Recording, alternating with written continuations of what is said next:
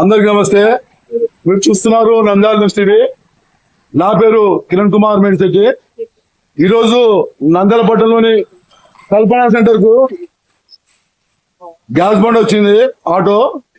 ఇక్కడ స్థానికంగా ఉండే ముస్లిం వారు, ఆడవారు వచ్చి ప్రశ్నిస్తున్నారు. గ్యాస్ బుక్ చేసి 20 రోజులు అయింది అంటున్నారు. ఒక ఆమె 3 వారాలు అయింది అంటుంది. మరి ఏంటి పరిస్థితి? ఇక్కడ ఏం జరుగుతుంది? గ్యాస్ పైనుంచి వస్తుందా లేక ఇక్కడేమైనా జరుగుతుందా? ఒక ఆమె 5 నెలలు అయిందంట బుక్ చేసి.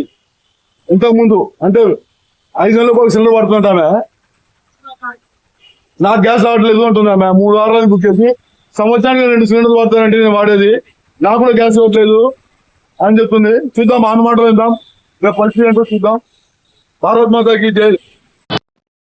గ్యాస్ బుక్ చేసినావు నువ్వమ్మా? నేను రేపటికి 3 వారాలు అవుతుందయ్యా. ఏమంటున్నాడు గ్యాస్ బండి అడిగితే? ఇంకా రాలేదంటున్నారు. కొంతమంది ఏమంటున్నారు ఎక్కువ రేట్లకు అమ్ముకొని ఆ పని చేస్తున్నారు అంటున్నారు.